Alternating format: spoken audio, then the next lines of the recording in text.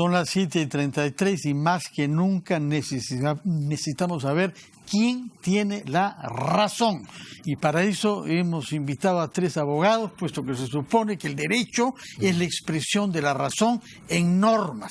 Ojalá que así sea. Vamos a ver si uno puede concluir después de escuchar a Romy Chang, especialista en Derecho Penal, a Ángel Delgado, especialista en Derecho Constitucional, y a Raúl Castro, especialista en Derecho Civil, Sociedades, Contratos, y que además tiene una práctica política de larga data, sobre todo en su momento en el Partido Popular Cristiano.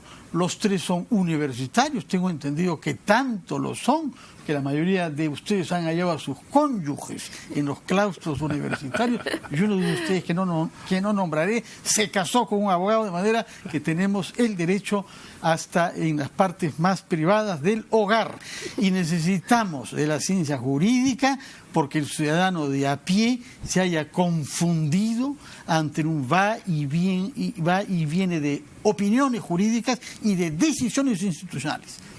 Una, sin duda, de las más agudas es la que tendrá lugar mañana en la audiencia de casación ante la prisión preventiva de Keiko Fujimori, que ha dado lugar a un pronunciamiento inesperado, sorprendente de la parte del fiscal, nada menos que un fiscal supremo que ha asumido este caso, del señor Rodríguez Montesa, sosteniendo que para la fiscalía que él representa no hay fundamento para temer que se trate de una obstrucción de la justicia que motive una prisión preventiva de Keiko Fujimori, que, recordémoslo, está en la cárcel desde hace más de 6 meses.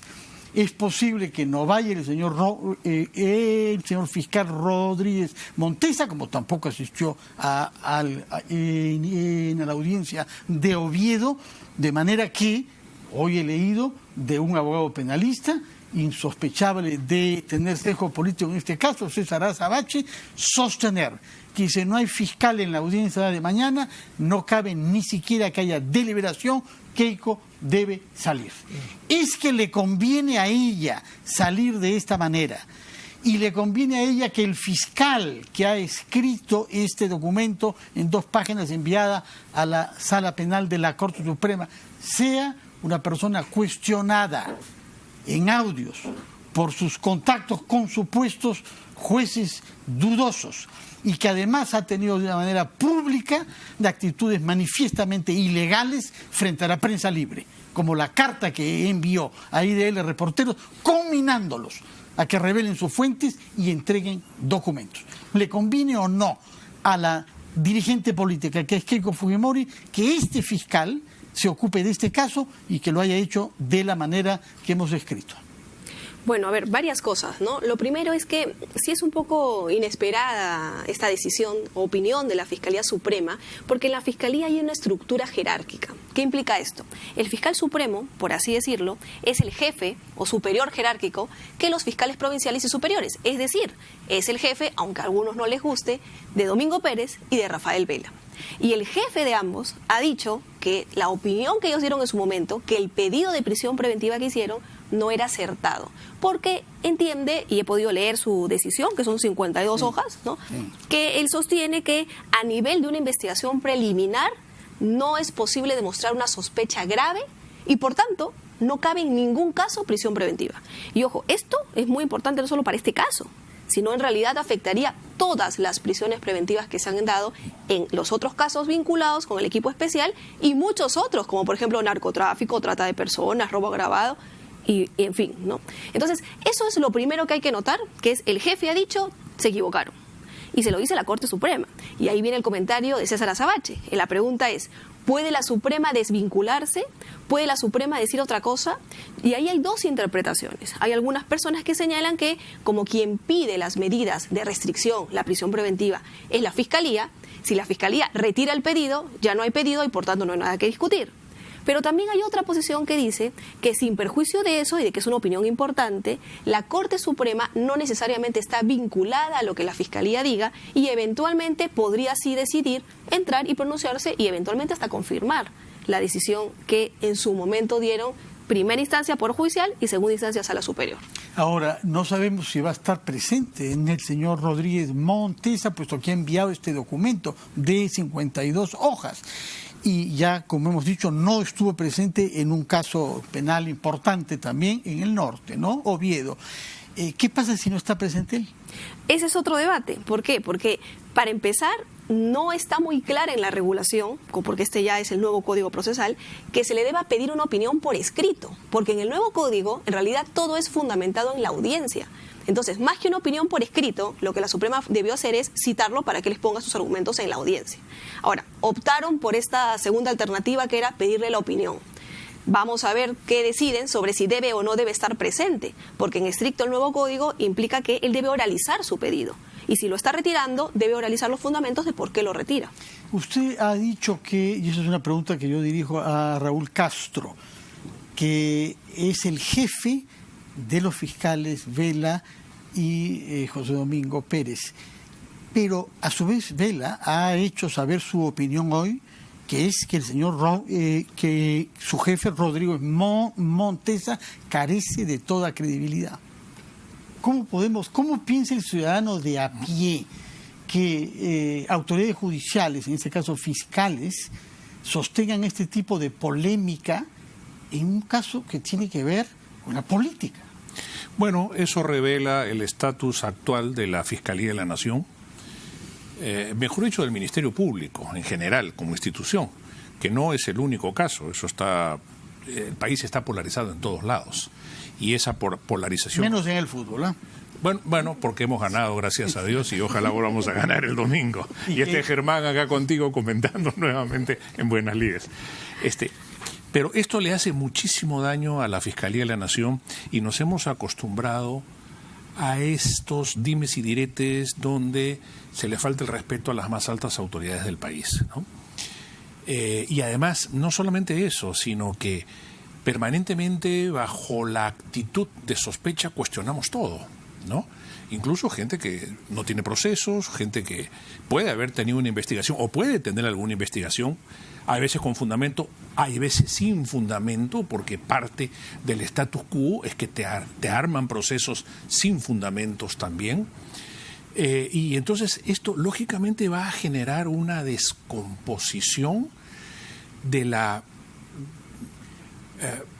institucionalidad frente a la opinión pública, ¿no? Porque entonces, ¿qué garantías hay de que quien me juzga va a ser una persona neutral, impoluta, absolutamente razonable, va a regirse por un código, por una regulación, y yo voy a tener todas las garantías de un debido proceso? Entonces, el ciudadano común y corriente, y también muchos políticos, y también muchas personas que generan opinión, están preguntándose qué está pasando y cuál es el futuro de las garantías constitucionales en el Perú respecto a libertad. Por ahora, libertades personales, pero más adelante, libertad de opinión, libertad de prensa, qué sé yo. Entonces, hay cosas que se ven de manera oscura hacia adelante, que Dios quiera que no lleguemos a eso. Pero esta descomposición... no he comprendido bien qué cosas son esas cosas oscuras. Correcto. Que Dios quiera que no lleguemos a ellas. Sí, exacto. Porque ya hemos visto varias cosas oscuras. Bueno, y no nos sirvió mucho Dios. Es que pongámonos en los zapatos, Fernando, tú como comunicador, nosotros como políticos o conocedores del tema, experimentados, 40 años de militancia, 60 años de político, ¿cómo percibes tú esto que tú mismo acabas de preguntar, siendo un ciudadano de a pie? Algo está pasando, hay algo que no está, vamos a decir, dentro de los cánones o dentro de por lo menos la ritualidad que el derecho exige y que además el sentido común proclama, ¿no? Que un fiscal le falte públicamente el respeto a un fiscal superior a un fiscal supremo, o que el fiscal supremo critique o quiera mover a los fiscales dentro de una guerra que se hace pública por un proceso concreto, quiere decir que hay gente que ha tomado partido y públicamente lo está anunciando. Ahora, precisemos que el contexto es siempre la lucha contra la corrupción, la más grave que hayamos conocido sin en los lugar a tiempos dudas. recientes, la más plural, porque afecta a todas las corrientes políticas prácticamente de nuestro país, y es ahí que se producen líneas divergentes. Ubiquémonos de dónde viene esto. Y el hecho de que no hemos sabido hacer a tiempo ni una reforma política ni una reforma judicial. En consecuencia, nos ha agarrado esto cuando estamos atravesando el río, donde las autoridades judiciales no han terminado por consolidar su institucionalidad, la prueba mayor de lo cual es que no tenemos ni Consejo Nacional de la Magistratura ni Junta Nacional de Justicia. Ángel Delgado. Perdóname, para solamente añadir algo, es precisamente esa situación lo que hace que en el fondo el ciudadano tenga esas dudas. No es una suposición, son datos objetivos, son anarquías que se aprecian y que hace que el futuro, te decía, el futuro a corto y mediano plazo sea una incógnita para el empresario, para el ciudadano, para la política, para el Congreso, para el Poder Ejecutivo. ¿Por qué? Porque no nos estamos sabiendo poner de acuerdo. Ángel Delgado, ¿cómo podemos hacer para ponernos de acuerdo sobre cosas básicas y que los ciudadanos tengan confianza en que los juzgan lo hacen de acuerdo a la ley y motivados por una aspiración a la justicia y no intereses subalternos, que pueden ser políticos, pero también pueden ser de encubrimiento puro y simple, justamente por la corrupción? Sí, bueno, como aquí se ha descrito bien la cosa, es un barco a la deriva, desconectado, poco articulado, con fricciones y contradicciones internas, que da una pésima imagen por parte de unos organismos encargados de administrar justicia, otro investigar, y no genera la suficiente confianza. Pues entonces uno siente que estamos ante instituciones que, lejos de honrar la razón de ser, la imparcialidad, la autonomía, la independencia frente a los intereses y poderes públicos, en algunos casos aparece jugando a favor de uno y otro. Y eso es pues cuando estas cosas se visualizan de esta manera, a pesar que hay un tema de lucha anticorrupción que debería ser genérico y juntar a todos sin excepción, ahí es donde justamente se producen las diferencias, porque en el tratamiento de los distintos casos uno puede notar con bastante claridad asuntos, decisiones diferenciadas. A unos se los mide con la ley del embudo anchos y a otros más angostos, ¿no? Entonces creo que esta es la imagen que estamos llegando, este es un deterioro, y creo yo que el resultado que ha impedido tener una Junta de Justicia que pueda elegir a los nuevos magistrados, por un lado, y evaluar a los que corresponde, es un poco la síntesis de esta radiografía donde la cosa no camina, ¿no? Ese ya es el acabose. De acuerdo. Donde había toda la reforma política empezó con que había una urgencia fundamental, y es verdad, para tener otro mecanismo más idóneo para nombrar jueces, fiscales y evaluar a los presentes. Eso se ha frustrado. Tenemos un año prácticamente de este vacío, y parece ser que la justicia está paralizada en esos aspectos sustantivos. Es complejo hacerse una opinión jurídica objetiva y fría del tema que vamos a abordar mañana en esta audiencia, porque se trata de la prisión preventiva, institución que, como sabemos, ha dado lugar a muchos debates.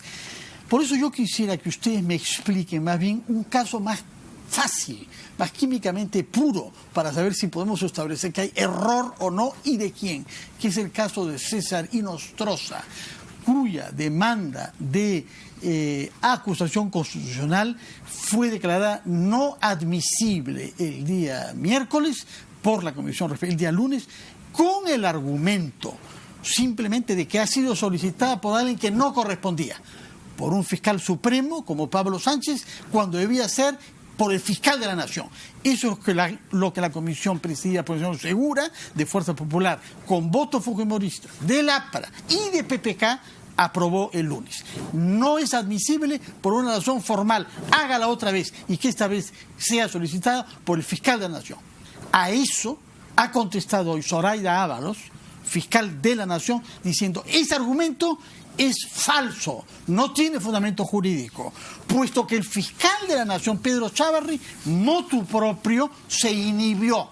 y en consecuencia, puesto que se inhibe en el fiscal, corresponde que lo haga el fiscal supremo más antiguo, y ese era Pablo Sánchez. ¿Estamos ante un error objetivo y clarísimo cometido por el Congreso? Romy Chanca. Bueno, el tema es polémico. ¿Por qué? Porque el artículo 100 de la Constitución dice expresamente que este tipo de denuncias las hace el fiscal de la Nación. La pregunta de fondo ¿es posible la delegación? Y claro, lo que ha interpretado la Comisión en el Congreso es que no es posible la delegación. Y por eso está diciendo que quien lo tiene que hacer es el fiscal de la Nación. Lo cierto es que en tanto estamos hablando de restricciones de derechos, de denuncias penales, de investigaciones que van a generar restricciones de derechos o que pueden generar restricciones de derechos, la lógica pues yo creo que es interpretar la Constitución de la forma más restrictiva posible. Y lo cierto es que decir que cualquier otro fiscal supremo puede hacerlo con un criterio que no está establecido en la Constitución podría incluso hasta generar una posible nulidad de la denuncia. Pero en caso contrario, lo que pasa es una parálisis de nuestro sistema judicial, puesto que si usted interpreta la Constitución de una manera restrictiva y solo lo puede hacer el fiscal y él se inhibe, pues entonces no se puede hacer nada. Claro, lo Estamos que pasa... paralizados sin que haya ni siquiera reforma judicial ni nada. Pero independientemente del caso, y para no ir al debate más procesal o si tiene o no legitimidad para interponer esta denuncia, el caso está, el señor Inostroza está siendo procesado, ha huido del país, pero los procesos, digamos, penales han sido abiertos, y entonces esto era un poco ya repetitivo y extemporáneo, tengo yo la impresión. Entonces pocas cosas lo que se jugaba era abundar un poco en un vaso que ya está lleno de denuncias. Puede haber mucho más mar de fondo de lo que usted parece querer. De repente sí. De que organización criminal, que es el cargo que ha sido rechazado por no admisible, implica que hayan otros. Perdón, ese cargo ha sido rechazado en España, o sea que si el señor viene acá, simplemente no va a ser juzgado por eso. Bueno, cosa que ya sería... Lo que quiero decir, para siendo prácticos, hay cosas que ya habría que darlas por sentadas y avanzar en otro sentido y no retroceder en debates anacrónicos. Raúl Castro. Es verdad que pudiera darse el caso de que esto origine una cierta parálisis, pero también hay que tener en cuenta lo siguiente. Inostroza tiene un rango especial por ser magistrado de la Corte Suprema. Y en consecuencia, cuando hablamos de este tipo de denuncio, cuando la Constitución habla de este tipo de denuncias, se está refiriendo a estas personalidades con este rango especial, ¿no? A un magistrado supremo solo lo puede denunciar el fiscal de la Nación. Eso es lo que dice la Constitución. Y concuerdo plenamente con Romy que eso no se puede interpretar laxamente. Tiene que ser la interpretación más restrictiva, más ajustada a la especialidad del caso, ¿no?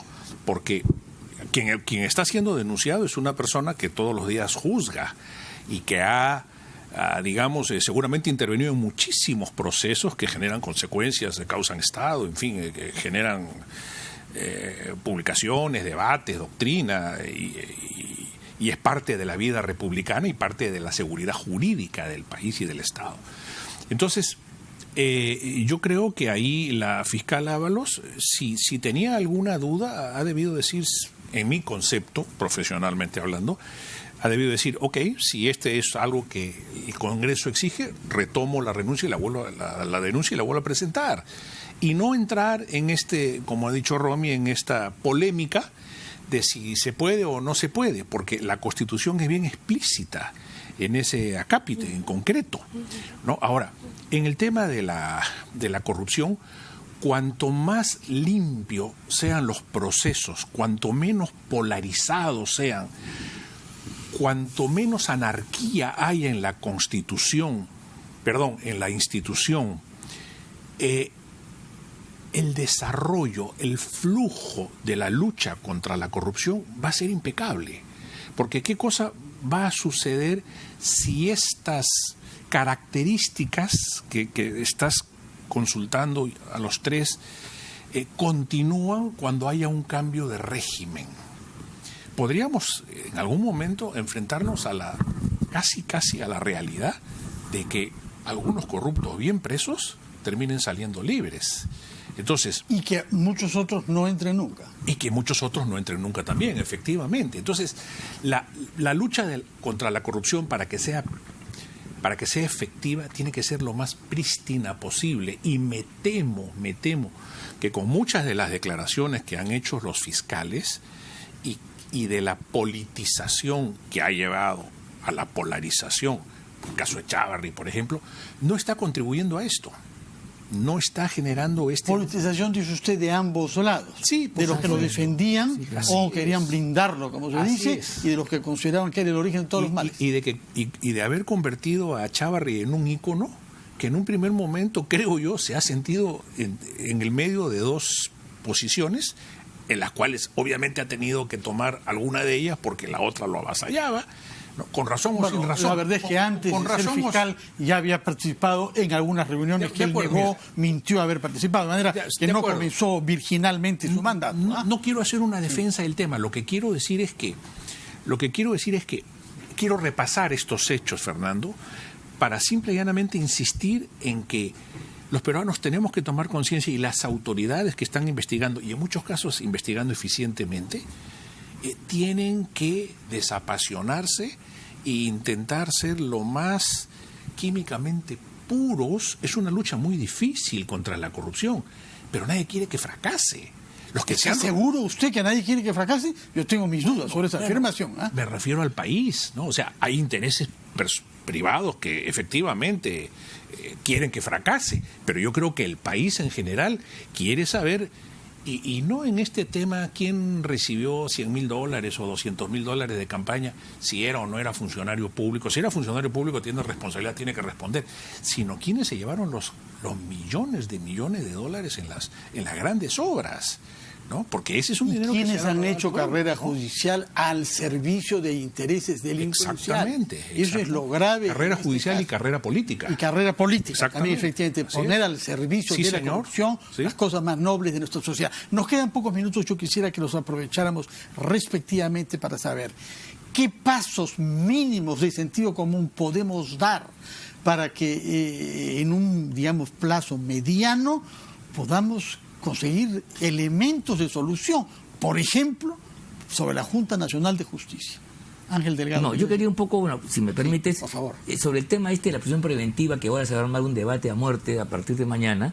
Yo creo que esto se soluciona si empezamos a respetar la decisión de las instancias legitimadas y autorizadas por su nivel constitucional y por la sapiencia de sus miembros.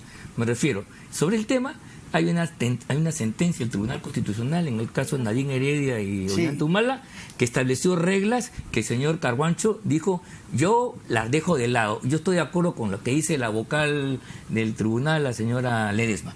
Imagínate tú ese razonamiento tan absurdo para un magistrado del primer nivel.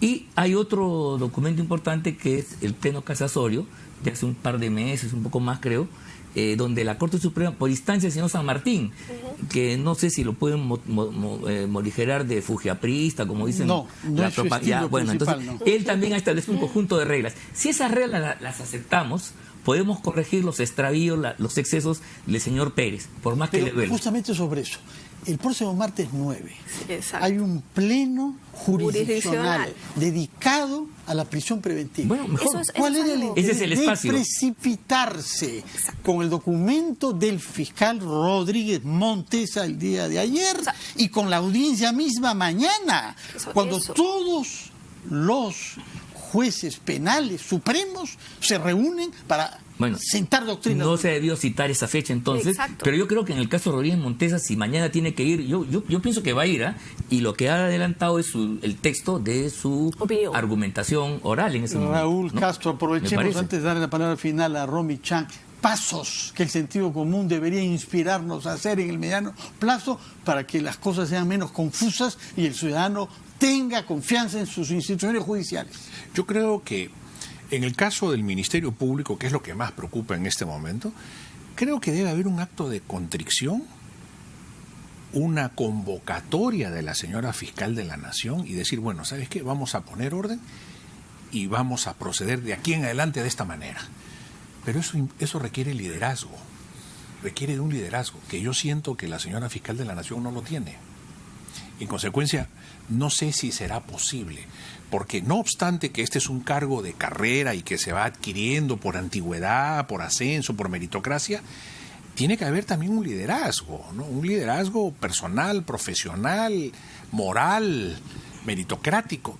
Y siento que no hay peso en las instituciones, un poco lo que está pasando con los candidatos a la Junta Nacional de Justicia. Entonces, pero de todas maneras se requiere un acto de contrición, un acto de, si se quiere, dejar de lado un poco las pasiones, pero también las soberbias. Y decir, ¿sabes qué? Nosotros tenemos que trabajar para el Perú y en contra de la corrupción. Bueno, Raúl Castro, no hemos reconocido su esencia social cristiana, ¿no? Romy Chang, tiene usted las palabras finales que le ruego sean no solamente